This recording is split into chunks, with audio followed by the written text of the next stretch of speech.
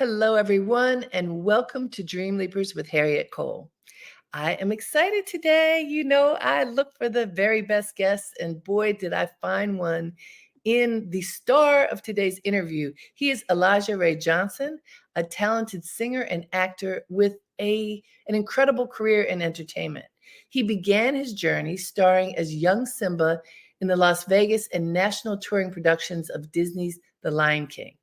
He performed as a lead vocalist in the children's group Kids Bop.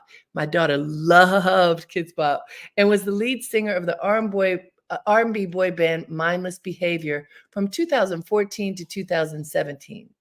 During his time with Mindless Behavior, the group released the album Official MB Music and appeared in the film Misguided Behavior. Elijah has also made notable solo contributions, including a role in the 2022 BET movie The Millennial. Currently, though, yes, drum roll, he is making his Broadway debut as Michael Jackson in MJ the Musical. He's been on that stage for a year now already, marking a significant milestone in his career. We are so excited to welcome Elijah and learn all about his experiences and his role in bringing Michael Jackson to the stage. Join me in welcoming Elijah Rhea Johnson. Hello. Hi, thank you for having me. Oh, you know what? I've been just excited because, look, I grew up on Michael Jackson. Yeah, As a little girl, I went to see the Jackson 5 perform, Elijah. So I was like, really? and I had the opportunity to meet him. I used to run Oh, Ebony wow. Magazine, and we actually produced the last photo shoot and interview that he did before he passed away. Wow, that's amazing. Yeah, so I've got like personal and professional history with him. And then to see you, a young man, go and step into Michael Jackson's shoes on stage, that is a lot. That It is. so I know you have said you loved Michael Jackson and your daddy taught you how to do his moves when you were a little boy. But how do you take that from, this sort of love in your kitchen and your living room to Broadway? It's a weird journey, but it also kind of like makes sense. I mean, Michael's the reason why I started performing when I was younger. So like a little bit my foundation of how I know how to dance and perform is rooted in Michael and the Jackson Five and the Jackson family. So in that way, it's like a big task to, portray this icon night after night, but also like it's where I started. So for me, it Well, was tell us, really how did you start? What do you mean? How did you start with Michael, falling in love with Michael? I think kind of like anyone else who saw I just saw a video or heard a song. I mean, the Jackson Five, probably my first introduction to like the Jacksons was probably like the Jackson Five Christmas album. We always play that every year, and I was really young and I really liked that and I love those songs. And it was around the time I think when Chris Brown first came about, I really, really loved him, and I was like, oh my God, his dancing's amazing. And then my dad just introduced me. He was like, you should check out some Michael Jackson, Jackson Five stuff, because like if you think he's good, then like you should see him. You certainly was And directly influenced by Michael. He taught yeah, me that. Mhm. and deep diving into James Brown and Michael Jackson and Jackie Wilson, like learning the history of like the greats of R&B and soul. But Michael really just stuck to me. I was just like mesmerized by like I think Thriller and just his music videos, his short films, and everything in his music. It really just like took a hold of me. It wasn't like something I had like a passion for. Like I wasn't really into like trying to do music or stuff. I was just like a little kid, just being little, Okay. just like living your life. But it really just took me, and like I really gravitated towards it. And I was like, I think like this is something that I don't think I would like think like I could do this. I was just like, this seems fun. Like I really like it, and inspired me to dance and do stuff at different talent shows. And then a talent show in my school, I did Thriller. I did like the dance to Thriller for my In what talent show grade? one year.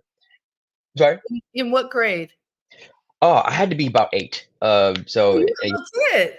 I was little, yeah. And so I'd be like seven or eight, and then from there I just kept going. The next year I sang and danced. I did Dancing Machine from the Jackson Five, and Yes. then that started my journey of like performing at different talent shows or things around Detroit and around Chicago. And then yeah, when I was 10, I got casted in The Lion King. So that it really like it's the bedrock for me for performing. It's really And so you fell in love with Michael and that launched you. Did you ever take formal classes like dance classes, singing classes? Did you enroll in no. anything like that?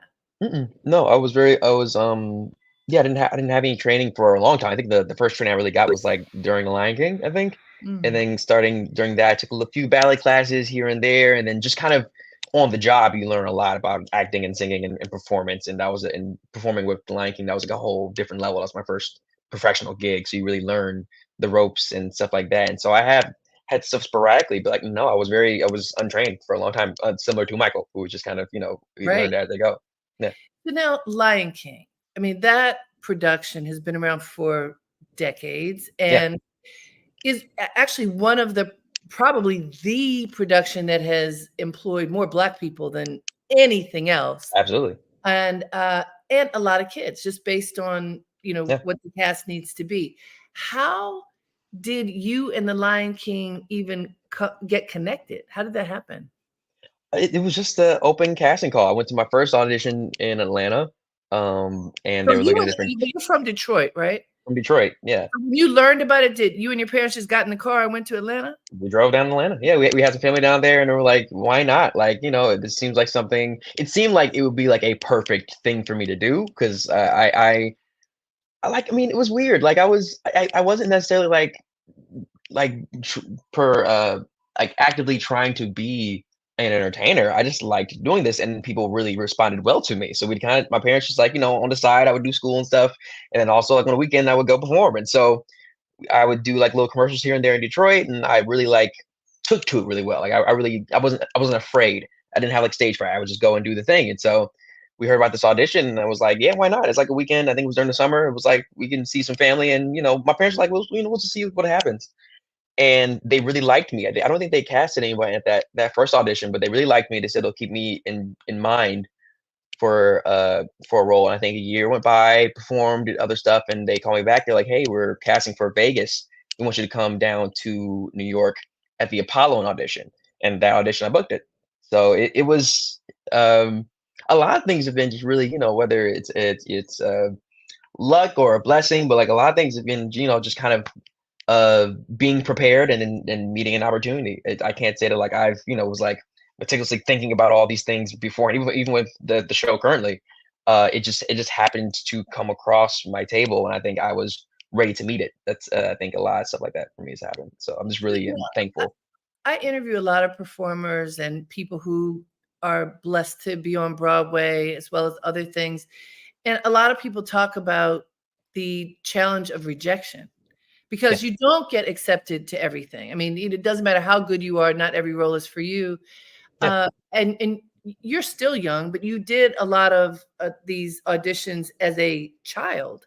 yeah. Uh, how did you and how have you dealt with those moments when you aren't welcomed into whatever the role might be? I think it's interesting. It It's hard. I'll say that it's hard. I think no way around it. It's hard. This industry that I'm in, being an entertainer, it's a rough one, and you have to be flexible, and you have to be able to survive those moments when you're not working, and it's very difficult, and it's not for everybody. I think you have to really be clear about what you want to do, and be sure that just this is what you want to do because it costs a lot and not just money but like in time and effort and stability and being in uncertain unknown territories a lot of times. But I think being so young and booking the Lion King, it really put the perspective that like it just takes a yes for things to change. So for me, I think having that perspective, it's like it's really hard hearing a no a lot, and you're mainly going to hear no's, but it only takes one yes for things to just change overnight. So it's like for that perspective, it's like I really love performing. I've really done a lot of work on myself to be like, okay, this is what I want to do. This is what I think I was supposed to do. So like it's hard, but I'll figure it out because it only takes one yes for things to change and to keep on going. And that's kind of what's happened over my career. And I think having that resume and been through a lot of knows and really seeing those yes really change things for me, I think helps keep things in perspective because it could be a lot, I think. Sure. Yeah, no, I appreciate that answer. And I think probably the value of the yes grows because it doesn't come all the time. But you Yeah, know it can come. And when it does, oh, this is really beautiful. So the struggle is worth it if you know that there can be a yes on the other side, right? It's also I agree, and I think that's absolutely correct. And I think also too, I think it in a way it's the yes has gotten more valuable, but also the yes is kind of evened out for me a bit because I realized that like as much as I love performing and I love entertaining, this is what I'm meant to do. It is my job. And so, there are a lot of other things outside of my job that I love also. So in that way, that also helps a lot too, because it's not my entire world. If I get one no, then my entire world doesn't crash. It just, it's a employment thing and we'll figure it out and we'll keep on going. But I can be creative outside of the no's. And also like I can spend time with my friends and my family and things that fill me that bring joy and happiness and fulfillment to my life. So it also that helps a lot kind of coast in remembering the true north that at the end of the day, like entertainment, it's amazing, it's fulfilling, but it's not everything. That helps a lot. That's a great perspective. I mean, that's basically talking about balance, which Yeah. as a young person, good for you. You're already finding a way to at least see your way to balance. I mean, people struggle with this. How do I It's very, build yeah. my career? How do I do this thing that I want to do so badly and have a life? So, you're saying you have a life. What are some of the things you do in your life off stage? Oh, well, see, this is what I'll say. I have a life for sure. Being on Broadway, your life gets very, very small very quick I mean, 8 because shows a week, buddy. oh boy, yeah. So I mean, I do have I hang out with my girlfriend all the time. I hang out with friends. I go to the movies. I read. I'm also a screenwriter, so like I write scripts. I write short films. I write music. Like I do a lot of things outside of the job to keep me busy and focused and sane. But it's a lot of times I am here at my house. I may go see a friend. If I'm hanging out with my girlfriend, I'm at the theater, and I'm back home, and that's kind of it. We kind of just repeat that throughout the week, and then we all crash on Monday, and then do it all over again. So it's a very disciplined life, which for me is kind of great because structure is nice. So that's one thing I will say. Having the Broadway structure, you got to be very structured to achieve and be able to maintain because I mean, it's and not only is it 8 shows a week that we all do, but it's also, it's Michael. It's not easy by any means. Well, and so discipline, that was the word as you were describing what you do, that's what came into my mind. What you're talking about is discipline. Yeah, Discipline is something to cultivate, something to honor, really, yeah. Uh, what do you eat? What do you put in your body to help tend to your body? I'm just relatively healthy. Just like I don't have a strict diet, but just not a lot of fast food or anything. Just try to keep it healthy. It's nice to treat myself every once in a while with stuff, but like I try to keep it pretty sane. But it's not too crazy. It's more like it's mainly like all the MJs. We all work out twice a week with a trainer who's also a Broadway performer, which helps us kind of keep in shape without overworking our bodies because we're on stage all the time. And then doing the show, especially this show, it's so dance heavy. It's like working out every day. So that part of it's really like key. I think it's more like making sure I'm eating enough for the calories I'm Right, burning because you just burn doing it the show. all off, So right? yeah, yeah, and it's quite it's a lot. And I'm young, which is good, but also I'm not that young, so it's a wear and tear on the body. So it's really just making sure like I'm stretching out and rolling out and doing all the stuff I need to do to maintain flexibility and being strong to do this show as much as we do because it's a beast. It certainly is a beast. Hey guys, this is Dreamleapers with Harriette Cole. We are talking to Michael Jackson. Well, anyhow, the young man who is playing Michael Jackson in MJ the musical, Elijah Rhea Johnson, and he is just holding it down. And we're so proud of you that you have this role. Now, Elijah, I saw MJ when it first came out, when Miles Frost Cool. was in this role, he Yeah, killed it. And he's I absolutely can only fantastic. imagine for you, you get the role, you're about to get on that stage, and if people have seen it before, then not only are they checking for Michael, but they're checking for the dude who played Michael before you. That's a lot of Yeah, pressure. That's like the king of pop pressure plus the dude who just played him before you. What did that feel like? it's so weird. I'm being dead honest. I was fine. I was super calm. I didn't get nervous till like 6 months in. It was so crazy. I don't know why. Like I was so that we trained and rehearsed for like 2.5 months before I joined the show. And it was like I was like laser focused. Like it was just like going to rehearsal, looking at the script, working on dance, rehearsal, and come back. And like that was just it for like 2 months straight. So I was such in a like laser focus, almost like kind of like a place I imagine like Michael can be. I know he was like very, very focused and dedicated to his craft. I tried to like merge that a bit with how to understand him, and that was like a really big part of the trying to get into the role. So when it came to opening night, like it was just like really easy. We did it. It was great. And people were like, "Oh man, you're gonna be like so like your adrenaline's gonna be up, like you're gonna be like staying up all night." I was like knocked out like an hour afterwards. Like it was so normal. And then like 6 months in, I was like, "Oh, I'm getting nervous. I gotta play Michael." Oh man, like I don't know why it was weird, but it's obviously a lot of pressure, portraying Michael. It's Michael Jackson. It's like the epitome of like performance entertainment. That's like the standard.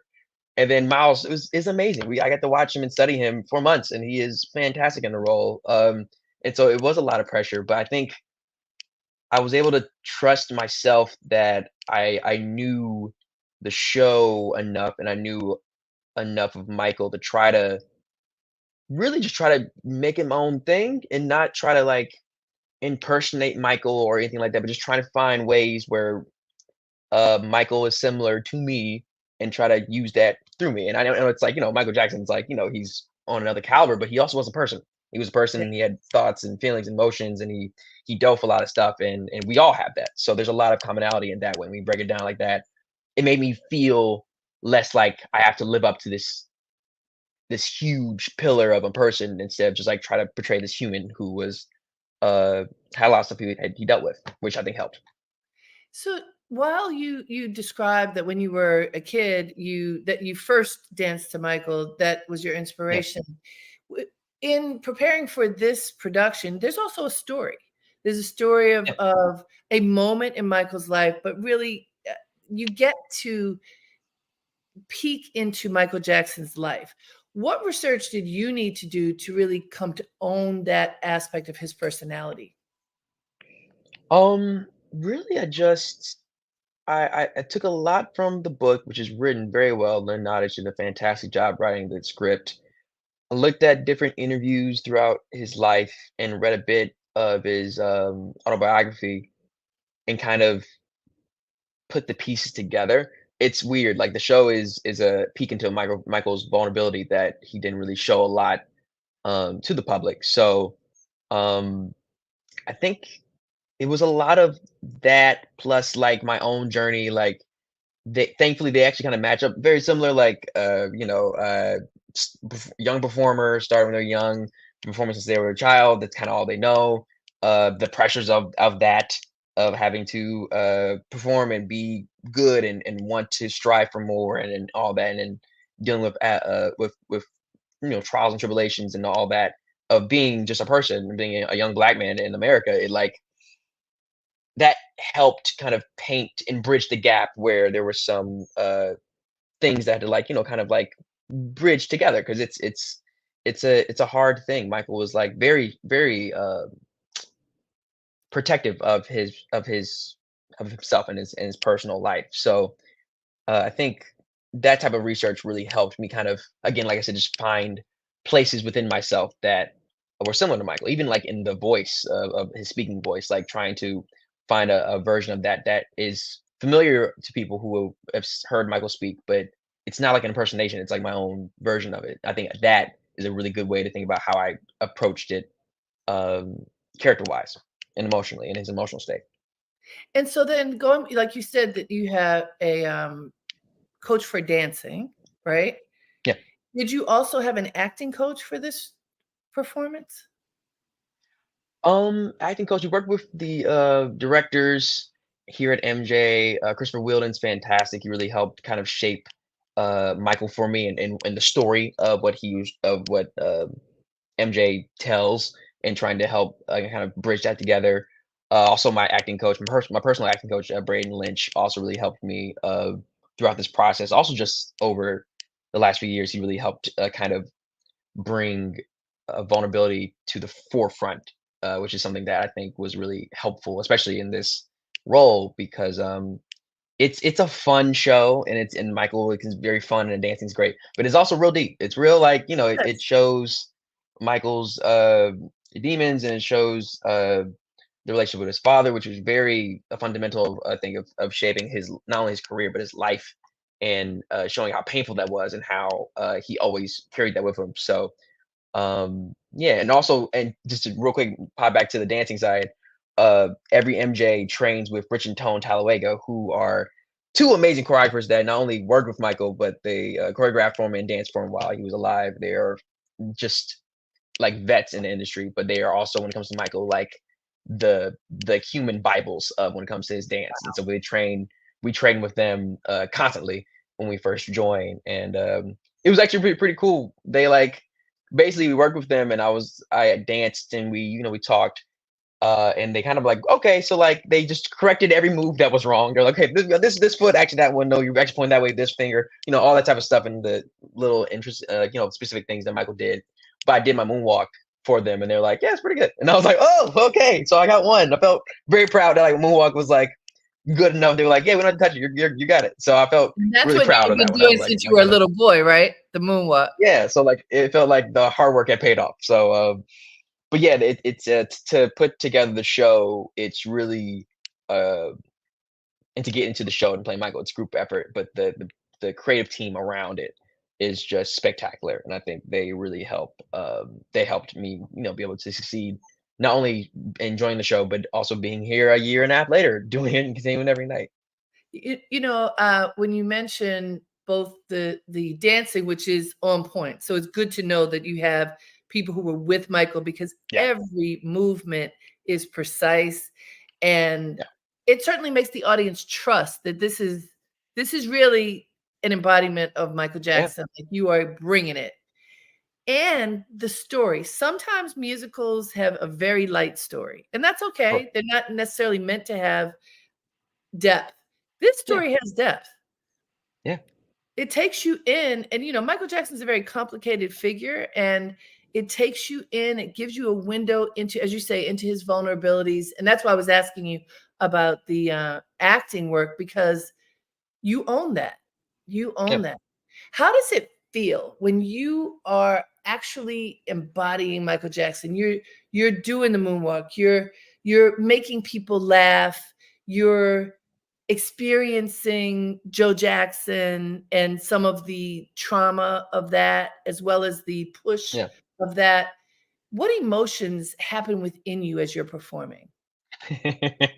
Oh, sorry, I laugh only because I'll say like just about everyone you can think of. Like it's like joy, elation, pride, sadness, fear, exhaustion. That's why I laugh, because it's a for our show being 2.5 hours. I think I want to say the Michaels are on stage for about 2 hours of it. Wow. Like it's mainly, yeah, I'm mainly on stage like almost the entire time. So it's a by the end of that show, I'm exhausted. Like I've exhausted every avenue of emotion and feeling that I can for that night. And so but it definitely touches all the touchstones of what you can imagine. It feels really cool, I think, to um portray Michael in a way that I think people really respect and really enjoy. And when they see it, and the reaction of the crowd is always just like they freak out. They're like, "Oh my god!" Like they feel like a lot of people told me like, "Yeah, it feels like he was like alive again," which is like really, you know, just insane to hear as a performer, but also like really cool to hear as a person who's a part of his legacy with the show. I think the goal is to like not only have people reminisce and celebrate the beauty and amazingness of Michael's music and career, but also like introduce him to a younger generation that may not have known exactly or been around when Michael was in his prime. And so we get to introduce him to a newer audience, which is a newer generation, which is insane. And so it's pretty, yeah, it's pretty amazing to also just be part of like a good Broadway show, which is like great. I think we've been open as we're in year three. That's a blessing. Like, shows open and close here, but we're still kicking along. And so it's just really a lot of pride and to be able to be a part of something that's as wide reaching and just just fun as MJ. It's a really fun show. That's why I love people really sometimes they say it feels like a concert, which is like really cool. I think in a Oh, Broadway sense yes. to like I have that. was singing along to every song. Yeah, I took a friend with me and, I knew more of the song. I knew every single song. And so my friend knew almost every song. Like, I know them yeah, all. And we're singing and, bopping. And I mean, it's a lot of fun, especially, our society is still opening back up because of yeah, COVID. I remember when Broadway was shut down. I mean, I'm sure yeah, for you that's early in your career when the whole world shut down. yeah. So to be on Broadway now as everything is opening and looking to flourish is I'm sure very exciting. Oh, it's amazing. I think it's yeah, it's just an amazing time. I think especially during lockdown, I think a lot of us were really afraid of what was going to happen. We just didn't know. It was really uncertain. And to now be, I think, part of a thing in Broadway and in New York to help bring the city back a little bit is like really amazing. And yeah, that's been like really cool. I think it's just this whole experience has just been really fulfilling in a way that I didn't not that I didn't know was possible, it just wasn't expecting. And I'm just Mhm. really thankful to be in it and to be present in it and just to enjoy it and to write it out.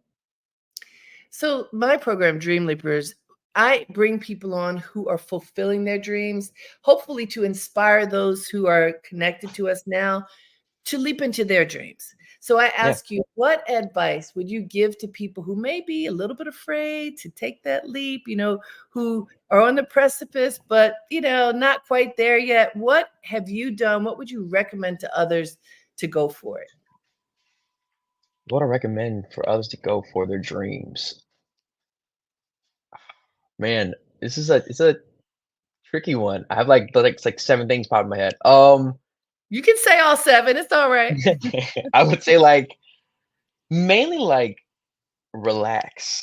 I know it's a weird one, but like everybody I think a lot of times the idea is like, okay, I need to make my dreams happen tomorrow. And it's like, and when tomorrow comes and your dream is not fulfilled, it's like, oh man, like I'm missing something. There's something I'm not doing. And I think we're in a hustle culture right now. I think when it comes to certain aspects of life, and I think it can kind of muddy the waters when it doesn't need to. Like a lot of people in our show are making their Broadway debuts and they're 40 or 50 years old. And so that's amazing.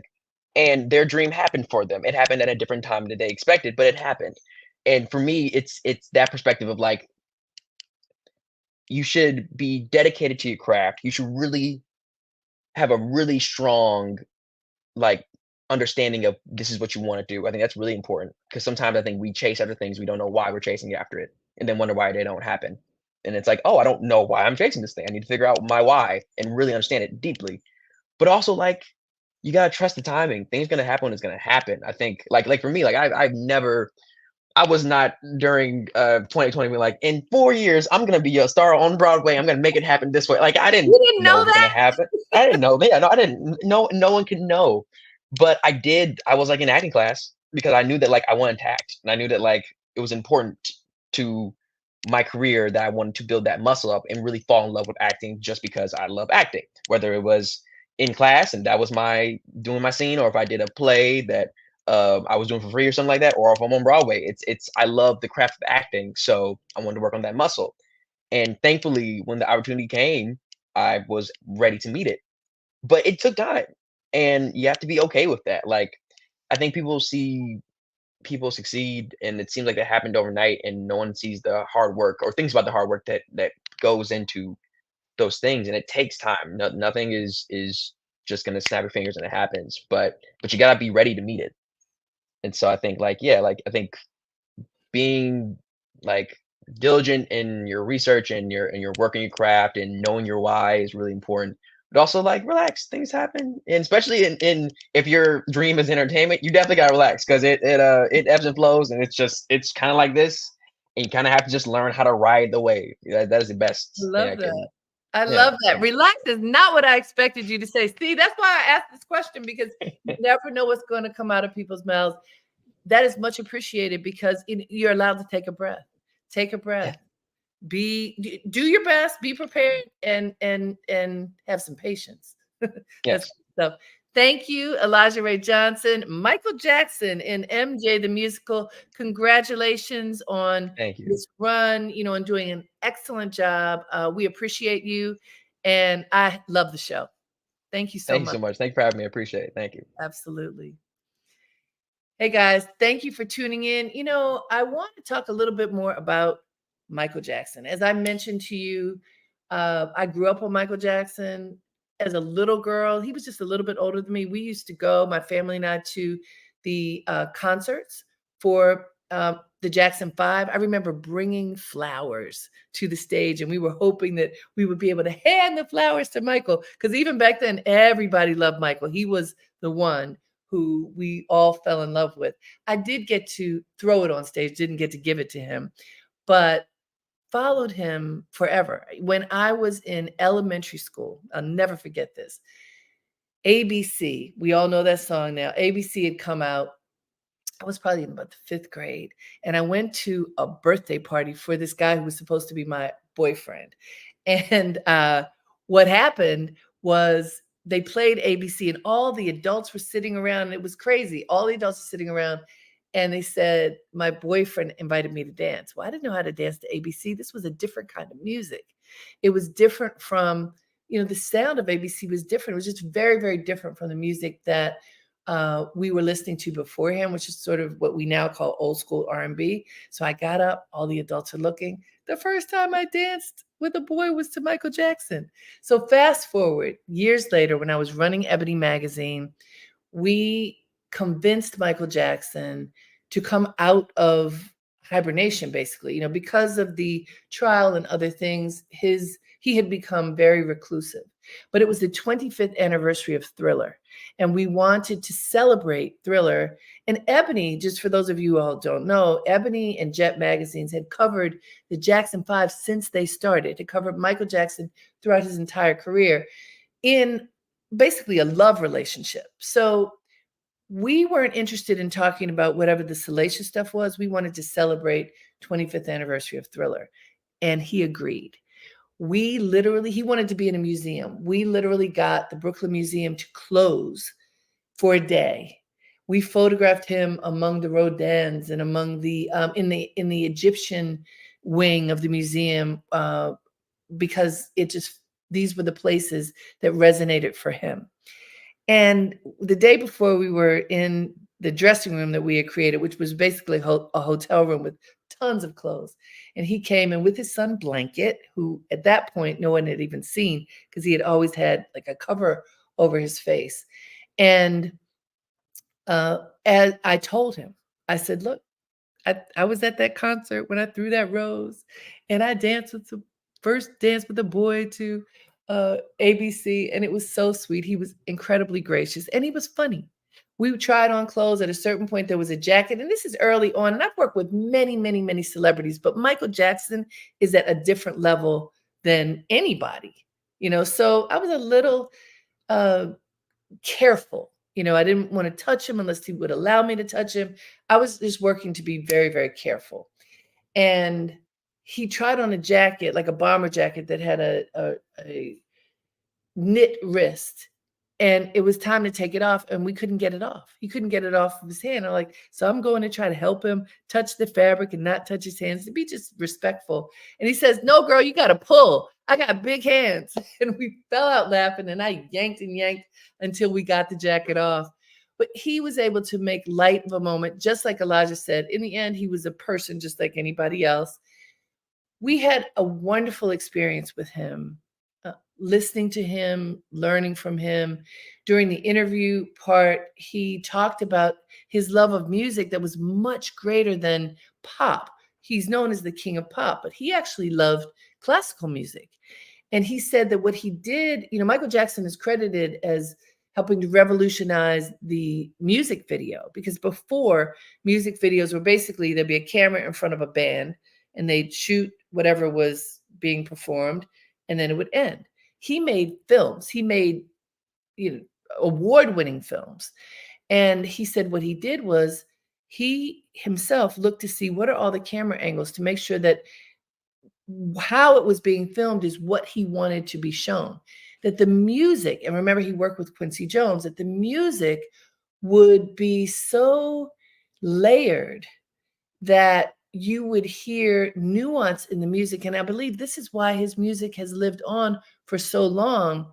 While he didn't write the music, he worked with the musicians to get it to have the resonance and depth that exists in classical music, even though it's pop music. Michael Jackson was amazing. And it was an honor to work with him at that point. We created this beautiful story. And then not too long after, he passed away. And when he passed away, everyone, of course, was shocked. It's one of those moments where people remember where they were when they heard that Michael Jackson died. And I was in my office in New York and Ebony's in Chicago, and we immediately started working on making a special commemorative issue, which we did using outtakes from that shoot and pictures from the whole career of Michael Jackson going back to the Jackson 5. We produced this in 10 days. It was quick. We worked, we didn't go to sleep, but we wanted to create something that honored him, and we did it in his own words. So we found quotes from him from his childhood up until that historic article that we produced. And that is going to be one of my biggest, most precious memories in terms of working with our icons, because my takeaway was he was a gracious man, a creative man, kind, also precocious. There were other things that we had millions of dollars worth of diamonds, and he thought, well, shouldn't they be mine? Nope, we borrowed them. There were funny things that occurred along with just beautiful experiences of seeing this genius at work and seeing him move and make poses that were gorgeous. And he knew how to sculpt his body in order to get the right image for that moment. He was a teacher simply by being. And this performance of MJ the Musical gives you a glimmer into this man's thinking, into his creativity, and into the vision he had for himself, which was that the memory of him would be everlasting. And thus far, it certainly has been.